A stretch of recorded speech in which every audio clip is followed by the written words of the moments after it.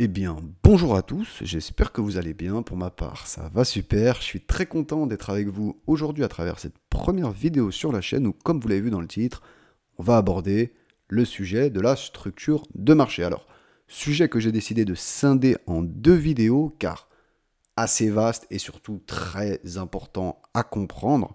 Donc, dans la vidéo d'aujourd'hui, pardon, on va aborder vraiment la structure de manière simple, basique et théorique. Et dans la prochaine vidéo, on ira principalement sur les graphiques en temps réel pour bien comprendre comment identifier nos points de structure et voir quelques concepts liés à la structure de manière un peu plus avancée. Ok? Mais pour revenir à aujourd'hui, la vidéo va donc être divisée en 3 points. Donc premier point vraiment basique, qu'est-ce qu'une structure, quelles sont les caractéristiques d'une structure. Ensuite, on va voir les boss, les choses, qui sont deux concepts de base liés à la structure. Et en dernier, on va voir un point qui est pour moi très important, où en fait, on va décortiquer un peu la pertinence de la structure par rapport aux unités de temps. Ok? Donc, assez parlé, j'espère que vous allez apprécier la vidéo, et on se retrouve directement pour le premier point. A tout de suite. Ok, alors, pour commencer, on va se retrouver devant ces deux schémas. Donc, comme vous l'aurez vu, à gauche, une structure haussière, à droite, une structure baissière, et ce que je vais venir faire, simplement, c'est vous énoncer les caractéristiques propres à ces deux structures, pour ensuite, évidemment, qu'on puisse venir les identifier sur les graphiques, ok? Donc, on va commencer par une structure haussière. Donc, qu'est-ce qu'est une structure haussière, ok? Par définition, une structure haussière, ça va être une succession de hauts de plus en plus haut et de bas de plus en plus haut. Ok? Parce que quand le prix monte, qu'est-ce qu'il fait? Il forme une succession de hauts de plus en plus haut et de bas de plus en plus haut. Tout simplement. D'accord? Donc, quand vous voyez ce genre de schématique, le prix est inévitablement en structure haussière. D'accord? À l'inverse, une structure baissière, elle va être représentée par une succession de bas de plus en plus bas et de hauts de plus en plus bas aussi. D'accord? Donc haut de plus en plus bas de plus en plus bas. Quand le prix donc est dans ce genre de schématique, en bas de plus en plus bas et en haut de plus en plus bas, il est inévitablement en structure baissière. D'accord? Donc c'est pas plus compliqué que ça, et surtout c'est valable sur toutes les unités de temps, hein, bien évidemment. Que je sois sur du weekly ou que je sois sur du 1 seconde, une structure haussière ou baissière ne pourra jamais être représentée par d'autres caractéristiques que celles que je viens de vous citer pour chacune d'elles. D'accord? Donc je le répète une dernière fois, une structure haussière sera représentée par une succession de hauts de plus en plus haut et de bas de plus en plus haut, et une structure baissière, elle, sera représentée par des bas de plus en plus bas et des hauts de plus en plus bas. D'accord? C'est tout. Ça va pas plus loin que ça. Quand on comprend ça, on a compris la structure. Maintenant, la seule chose qui va différer entre vraiment des schémas que je vous fais pour vous expliquer basiquement et théoriquement ce qu'est une structure, donc des schémas à main levée, et la réalité du marché, c'est qu'une structure haussière, évidemment, elle pourrait être représentée, j'ai envie de dire, un peu de manière plus bordélique, pour rester poli, que ce que je vous ai fait à main nue, évidemment, d'accord? Ici, on reste en structure haussière. On a nos hauts de plus en plus haut et nos bas de plus en plus haut. Maintenant, évidemment que c'est un peu plus compliqué pour un débutant, peut-être, de situer les points de structure que sur un schéma textbook, comme je vous l'ai fait pour vous expliquer. Ce qui est tout à fait normal. Mais quand on comprend ce qu'est une structure haussière, c'est-à-dire des hauts de plus en plus haut et des bas de plus en plus haut, il suffit d'un tout petit peu d'entraînement pour pouvoir s'acclimater, acclimater notre œil à la réalité schématique du marché, si je puis dire, et donc de venir situer nos points de structure sur les graphiques en temps réel. D'accord? C'est tout simple. C'est la même chose, c'est la même idée derrière. Pareil pour une structure baissière. Ok, théoriquement, voilà, ça pourrait être comme ça. Des fois, le marché, ne vous méprenez pas, hein. Il va se déplacer vraiment de manière très très simple. D'accord? Particulièrement sur du daily, du weekly, du 4 heures, on va avoir ce genre de schématique vraiment simple où on a des bas de plus en plus bas, des hauts de plus en plus bas, vraiment très textbook. Mais sur du 15 minutes, du 1 minute, etc., c'est vrai que la plupart du temps, on va plus avoir ce genre de choses, d'accord? C'est tout à fait normal, d'accord? Le marché, il va se déplacer d'une manière un peu plus brouillon, d'accord? Mais quand on comprend, c'est la même chose, d'accord? Des hauts de plus en plus bas, des bas de plus en plus bas, on est bien en structure baissière, d'accord? Et ça demande un peu d'entraînement à venir situer nos points de structure. C'est ce qu'on va voir dans la seconde vidéo. On va venir ensemble situer vraiment les points de structure, comprendre où se situent les points de structure pertinents pour identifier vraiment où on va vouloir ensuite se placer, etc. Ça sera le sujet de la prochaine vidéo. Là, pour l'instant, ce qu'il faut que vous compreniez, c'est la base. Si tu comprends ça, un peu d'entraînement et tu comprends parfaitement où situer ta structure. D'accord? Ah, pas plus long que ça. Donc les gars, tout est dit. On se retrouve sur les graphiques. À tout de suite. Ok, donc petit check rapide sur les graphiques pour que vous puissiez bien identifier ce qu'est une structure haussière et une structure baissière. Donc on voyait qu'ici le marché était en train de monter. Et qu'est-ce qu'on avait donc? Bah on avait tout simplement, comme sur la théorie, nos successions de hauts de plus en plus haut et de bas de plus en plus haut. Ok les gars? Vous voyez que c'est tout simple. Hein, on a bien des hauts de plus en plus haut, d'accord? Et ici, on a bien des bas de plus en plus haut aussi. Ok, le marché montait. Ici, le marché, soudain, a commencé à baisser. Et qu'est-ce qu'il nous a fait? Eh bien, une succession de hauts de plus en plus bas et de bas de plus en plus bas. D'accord? Tout simplement. Vous voyez que c'est pas plus compliqué que ça et qu'on n'est vraiment pas loin de un schéma très textbook comme je vous ai fait pour vous expliquer. Alors oui, on est sur du daily. Peut-être que sur des unités de temps, comme les secondes, les minutes, ça va être un peu plus brouillon. Ok, à l'intérieur, par exemple, d'une leg comme celle-ci, la structure interne sera un peu plus brouillon. Mais là, vous voyez que c'est très simple. On a bien nos hauts de plus en plus haut, on a bien nos bas de plus en plus bas. Et on ne se complique pas la vie pour comprendre où est-ce qu'on en est sur le marché avec ces bases-là. D'accord? Je pense que vous-même, vous pouvez les voir. D'accord? Si j'efface tout. Vous voyez bien. Ici, on était en train de monter. Hop, j'ai mon haut. J'ai mon second haut de plus en plus haut. Hop, j'ai mon troisième haut de plus en plus haut. Là, je commence avec un bas. Mon deuxième bas est plus haut. Mon troisième bas est plus haut. Mon quatrième bas est plus haut. Donc je suis bien en structure haussière. À ce moment-là, quand le marché commence à baisser, vous voyez que là, j'ai un haut, que le second haut, il est plus bas que l'autre. Ensuite, celui-là est plus bas, celui-là est plus bas. Donc j'ai bien ma succession de hauts de plus en plus bas. Et pareil pour les bas, ok? Hop, premier bas, on a un second bas de plus en plus bas, troisième, quatrième, structure baissière. Tout simplement. Ok les gars? Donc vous voyez que c'est pas compliqué. Et voilà. Allez, on se retrouve pour la suite.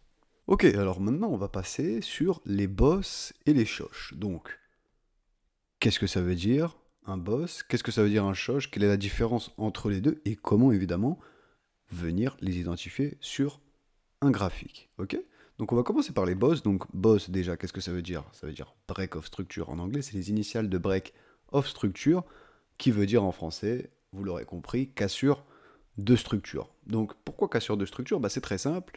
Un boss, ça s'apparente en fait, si je puis dire, à une continuation de tendance actuelle. En fait, si vous voulez, par exemple, si on est en tendance haussière, donc que le prix est en train de former une succession de hauts de plus en plus haut, eh ben, lorsque le prix va venir retracer de cette manière pour faire une nouvelle impulsion et venir créer un nouveau plus haut de plus en plus haut juste ici, et donc évidemment casser l'ancien plus haut, et ben c'est à ce niveau que l'on va venir identifier, qu'on va venir marquer, qu'on va venir relever, comme vous voulez, un boss. D'accord?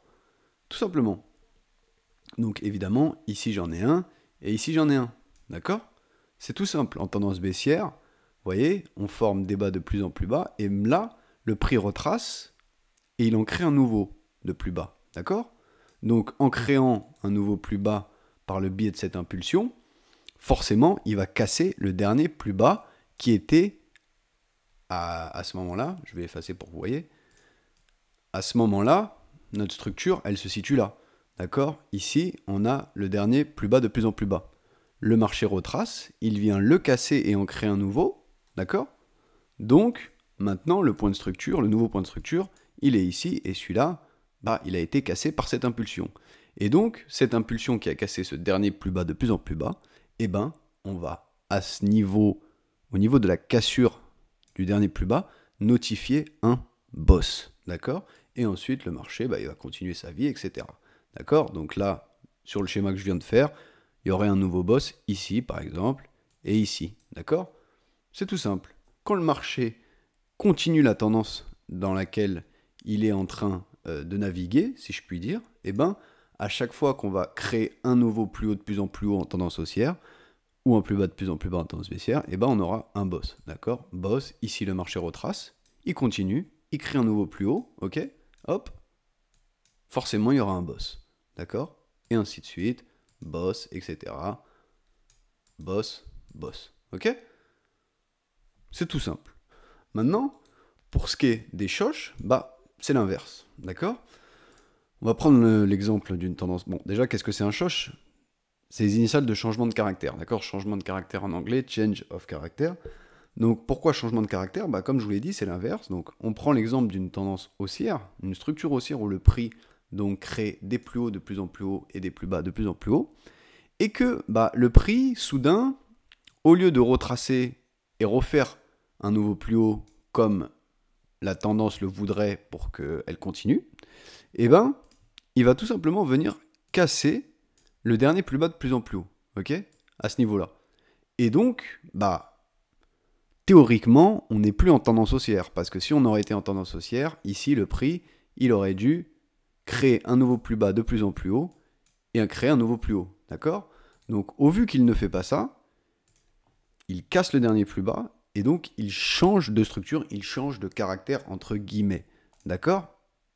C'est ça un changement de caractère. Donc en tendance baissière, ça donnerait ça. Vous voyez? Ici, on a une succession de plus bas de plus en plus bas, une succession de plus haut de plus en plus bas. Donc pour continuer la tendance, évidemment, je ne vous la fais pas, le prix devrait faire une schématique de cette manière. Donc créer un dernier plus haut de plus en plus bas et un nouveau plus bas de plus en plus bas. Mais si le prix derrière, au lieu de faire ça, il va venir casser ce dernier plus haut de plus en plus bas, et bien forcément, on va passer à quelque chose d'autre. On va passer peut-être en tendance haussière, d'accord? Parce qu'un choche, qu'est-ce qui va nous faire expecter quant à la suite du développement du prix?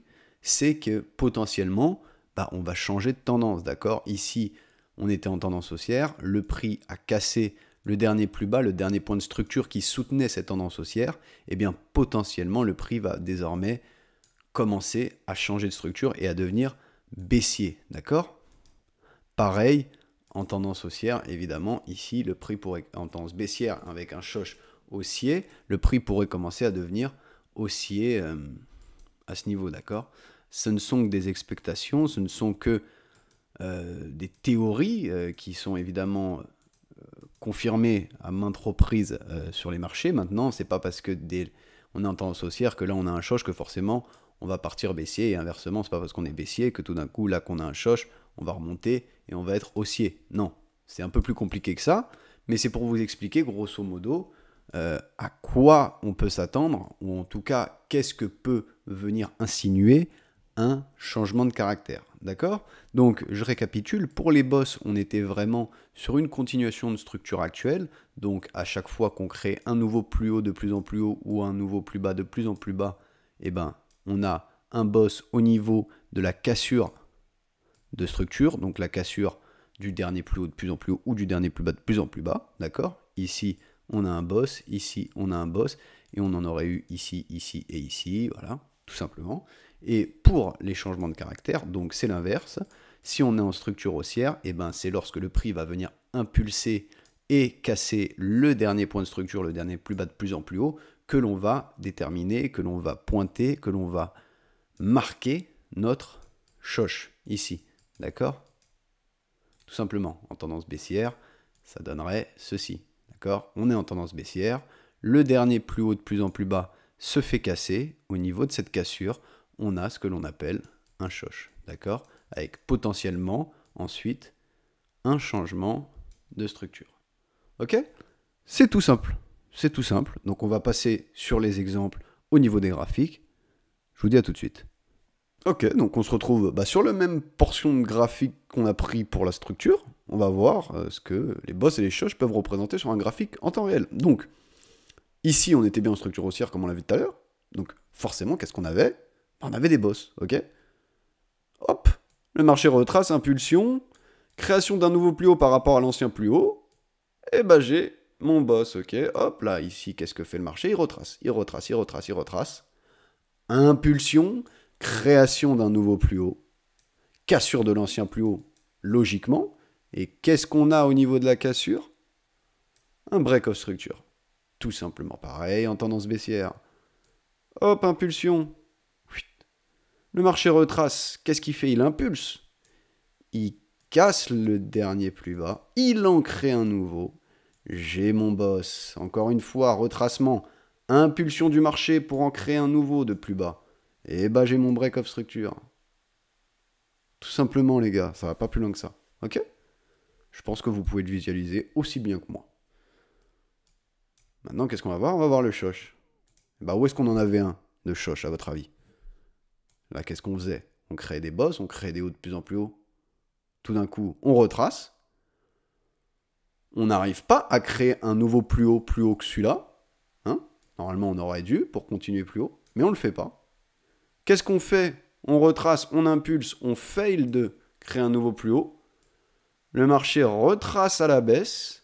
Il casse mon dernier plus bas de plus en plus haut qui tenait la structure haussière. Qu'est-ce que j'ai ici, à votre avis? Un shosh, tout simplement. Et qu'est-ce qu'on voit? Bah ensuite, le marché part en structure baissière. D'accord? Tout simplement. Maintenant, gardez bien en tête que ce ne sont que des marquages. D'accord? Ce ne sont que des marquages. Et ça, c'est très important de le dire parce qu'il y en a beaucoup qui pensent que le marché il est noir ou blanc et que si par exemple ici on vient d'avoir un shosh, que derrière on va forcément partir en tendance baissière. Ok? Ou inversement ici quand on a des bosses que derrière inévitablement on va avoir une impulsion qui va en créer un nouveau, etc. etc. Non, ok, je veux dire. Ce ne sont que des marquages pour pouvoir se situer, d'accord? Pour pouvoir notifier à un certain moment donné, ok, là la structure vient d'être cassée, ici potentiellement on a un changement de structure, ok, c'est bien.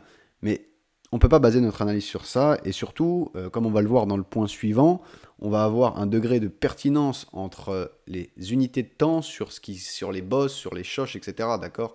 Un boss sur du 1 minute, d'accord? Il n'aura pas la même pertinence qu'un boss sur du 15 minutes, d'accord? Ça, c'est très important de le comprendre, ça sera le dernier point de la vidéo, c'est ce qu'on va voir juste après.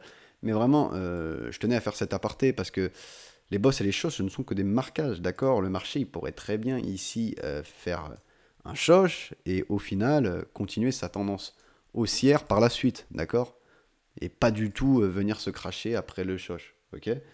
Pareil, si on pourrait apercevoir un boss, comme je vous l'ai dit, ici, ok, mais ça ne veut pas dire que là, parce qu'on a eu un boss, que le marché au final, il va nous créer un nouveau plus haut et un nouveau plus bas de plus en plus haut. Non, pas du tout, d'accord? Le marché, à ce niveau-là, il aurait très bien pu cracher. Pour au final remonter, pour au final redescendre. D'accord? Il n'y a pas de loi sur les marchés. Il n'y a pas de loi. On a des astuces, on a des concepts pour pouvoir mieux se repérer. D'accord? Comme le boss et le shosh. Très bien. Mais derrière, vous voyez par exemple ici, on a eu un shosh. Est-ce qu'au final le marché est parti en tendance baissière? Non. D'accord? Il est remonté aussitôt. Pourtant, ici, théoriquement, le dernier plus bas de plus en plus haut, c'était celui-là. Le dernier plus haut de plus en plus haut, c'était celui-là. Et donc, ici, l'impulsion qui est ici, là, elle vient bien casser ce dernier plus bas. D'accord? Donc on a bien un shosh. Mais pourtant, le marché continue à monter. Ok? C'est important de le comprendre. Ok? Ce ne sont que des marquages. Et en fonction des unités de temps, ces marquages vont avoir plus ou moins de pertinence. Très important de comprendre cela. Et c'est le point suivant. On s'y retrouve tout de suite. Alors, c'est un point très important les gars, parce que, en fait, à travers ce point-là, je vous fais comprendre que la structure de marché, elle ne va pas du tout avoir la même pertinence, elle ne va pas du tout avoir le même degré de pertinence en fonction des différentes unités de temps. Et ça, c'est très important de le comprendre, parce que la plupart des gens, ils savent identifier une structure, d'accord? Quand je dis ils savent identifier une structure, c'est qu'ils connaissent les caractéristiques qui composent une structure haussière ou baissière, d'accord? Mais au-delà de ça, ils ne savent pas l'utiliser. D'accord? Ils savent l'identifier, mais ils ne savent pas l'utiliser. Ils ne savent pas l'interpréter d'une manière assez pertinente, et ils vont donc en fait baser leur analyse sur des choses qui n'ont aucun sens. D'accord? Donc pour faire simple, entre guillemets, je vous ai fait un schéma. D'accord? Je vous ai fait un schéma, donc ici vous avez les petits codes couleurs, donc là on est sur du H4, donc imaginons qu'on est sur du H4 ici, la structure elle est haussière sur du H4, j'ai mes plus hauts de plus en plus haut, mes plus bas de plus en plus haut, d'accord.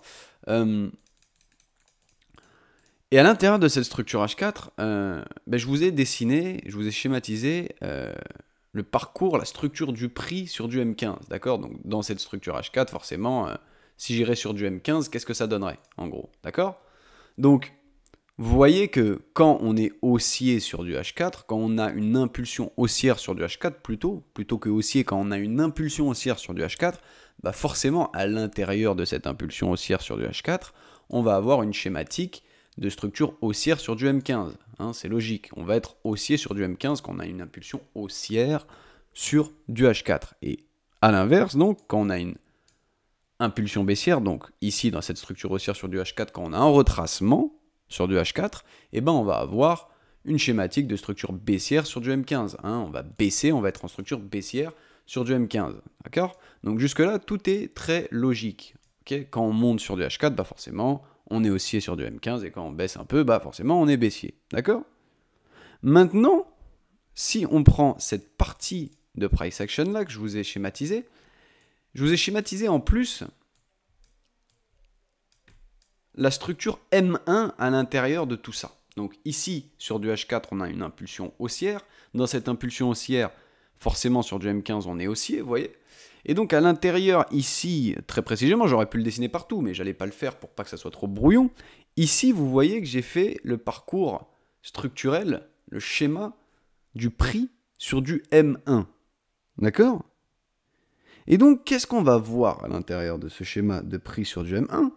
C'est qu'on voit que, par exemple, si je prends ici très précisément, sur du M1, on est baissier, d'accord? On est en train de créer une série de plus bas de plus en plus bas, de plus haut de plus en plus bas, et de plus bas de plus en plus bas, d'accord? Donc on est baissier.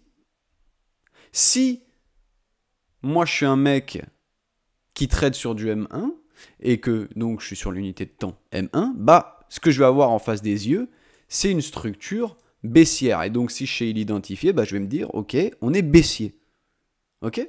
Sauf que, évidemment, que là, on n'est pas du tout baissier. D'accord? Sur du H4, on monte. Sur du M15, on est en train de créer des plus hauts de plus en plus haut et des plus bas de plus en plus haut. Donc on est en structure haussière sur du M15. On est haussier sur du H4. Mais sur du M1, à ce moment-là, vu qu'on est dans un retracement M15 de la structure haussière, eh ben, forcément, sur du M1, on va avoir une schématique de structure baissière.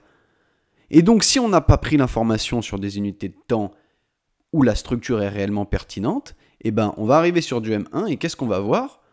Ben, on va voir ça et on va se dire, ok, bah, tu sais quoi, je peux prendre mon trade ici parce que ça va baisser. Je suis baissier, la structure de marché est baissière. Mais pas du tout.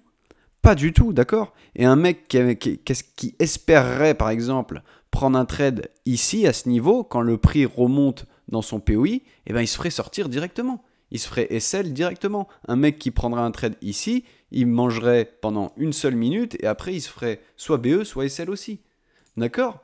Parce qu'il serait en train de trader du mauvais côté du marché. Il serait en train de trader à l'encontre de là où le prix veut aller. Dans la direction totale opposée. Parce que la forme structurelle du moment, elle est haussière. D'accord? À ce niveau-là, on est haussier. Sur du H4, on est haussier. Sur du M15, on est haussier. Et donc, le mec, forcément, il va pas comprendre, il va s'énerver, etc. Et ça va pas bien se passer. Il va pas passer un bon moment. Hein. Clairement, il va pas passer un bon moment. Et ça, c'est évitable, tout simplement en comprenant que la structure sur du M1, elle n'a pas réellement de pertinence, d'accord? Elle a une pertinence uniquement, vraiment uniquement, quand on va être dans une zone qu'on aura sélectionnée au préalable, d'accord? Là, on va venir travailler la structure sur du M1, etc., etc. Mais tant que le prix n'a pas atteint une zone que l'on a sélectionnée vraiment au préalable, eh ben, on n'a aucune raison d'être sur du M1. Parce que le M1 va tout simplement nous induire en erreur. D'accord? Il va nous induire en erreur. Et l'erreur que font beaucoup de personnes, c'est qu'ils vont se baser sur ce qu'ils voient sur du M1, justement, uniquement pour prendre leur trade, d'accord? Style comme je vous ai dit tout à l'heure, un choche par-ci, un choche par-là, un boss, ok, là je suis en tendance baissière sur du M1, hop, là il y a eu un choche, j'étais haussier, hop, je peux prendre mon trade ici, enfin, c'est n'importe quoi et ça pourra jamais amener vers la rentabilité, d'accord?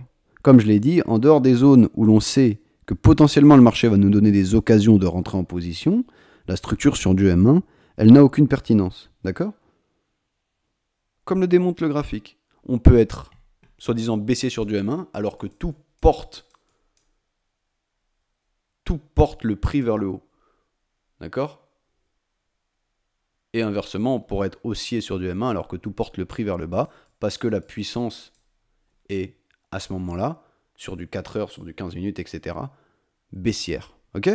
Donc ça, c'est très important de le comprendre, que si on veut pouvoir trader de manière harmonique, j'ai envie de dire, et surtout avec le prix et pas à l'encontre du prix, pas à l'encontre du sens du marché à l'instant où on est en train de trader, à la session du jour, eh ben, il faut comprendre où est-ce que la structure a de la pertinence et où est-ce qu'elle n'en a pas. D'accord? Et sur les unités de temps M1, M2, M3, tout ce que vous voulez, ça ne sert à rien de regarder si on n'a pas pris d'abord l'information de où on en était sur du 15 minutes et sur du 4 heures avant toute chose.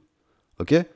Parce que ça vous évitera de penser que vous allez pouvoir trader short alors que tout porte à croire qu'on va continuer à monter et à créer de nouveaux hauts de plus en plus hauts. D'accord? Ça vous évitera à l'inverse de prendre des longues quand en fait le marché il va juste se cracher à la baisse.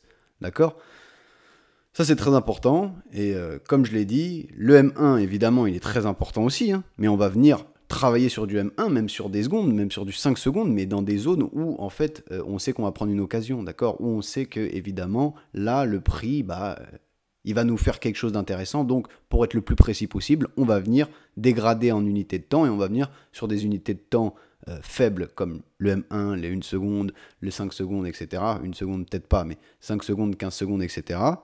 pour pouvoir prendre une position qui vaut le coup, d'accord? Et pas avoir un SL de 40 pips. Mais ça, c'est quand le marché, quand le prix est dans une zone, je le répète une dernière fois, que l'on aura sélectionné au préalable. Et ça, on va le voir dans les prochaines vidéos. Sinon, le M1, on n'y touche pas. Parce que sinon, le M1, il va tout simplement nous dire des choses qui n'ont pas de sens, d'accord? Il va nous dire qu'on est baissier alors qu'au final, on est haussier. Il va nous dire qu'on est haussier alors qu'au final, on est baissier. D'accord? Du coup, on va vraiment éviter de se faire prendre au piège par une structure M1 qui n'est pas en accord avec la vraie structure actuelle du marché. Ok? Et ça, c'est très important de le comprendre parce que beaucoup de gens font l'erreur et vont se baser uniquement sur ce qu'ils voient sur du M1 pour pouvoir prendre des trades. Et donc, forcément, comme je l'ai dit, ils vont pas passer un bon moment et ils vont pas réussir à faire de l'argent, à part s'ils ont un peu de chance. Mais forcément, la chance sur les marchés, elle dure pas plus de 2 jours. D'accord? Donc voilà, les gars. Ça a coupé, je suis désolé. On se retrouve maintenant, donc les gars, pour résumer, comme vous l'aurez compris, ce sera sur du H4 et sur du M15 que l'on va pouvoir récolter les informations les plus pertinentes quant à la structure de marché, d'accord? Et surtout les informations sur lesquelles on va se baser pour pouvoir se situer quant à la structure actuelle du marché, ok? Le M1, les unités de temps plus faibles, on va les utiliser, comme je l'ai dit, quand on sera dans des zones que l'on aura sélectionnées au préalable, justement sur le M15, le H4, où on sait que potentiellement le prix peut nous délivrer une occasion. Et donc à ce moment-là, évidemment, on va s'intéresser à la structure sur du M1, par exemple, pour pouvoir être plus au cœur de ce qui est en train de se passer à ce moment-là sur le marché, pour pouvoir être plus vif, pour pouvoir avoir une entrée en position plus précise. Mais c'est uniquement dans ce cas-là que l'on est, entre guillemets, dans notre droit d'être sur du M1, d'accord? On ne vient jamais sur les marchés en se jetant sur les unités de temps M1, M2, M3 pour pouvoir prendre une position, parce que là, on va juste se faire décalquer, ok? Voilà les gars, c'est la fin de la vidéo, j'espère qu'elle vous a plu, j'espère que je vous ai appris des choses quant à la structure.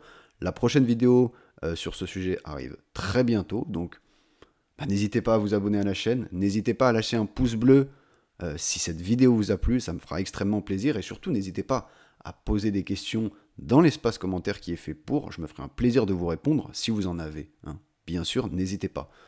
N'hésitez pas aussi, quand j'y pense, à me rejoindre sur Instagram. Et voilà les gars. Voilà.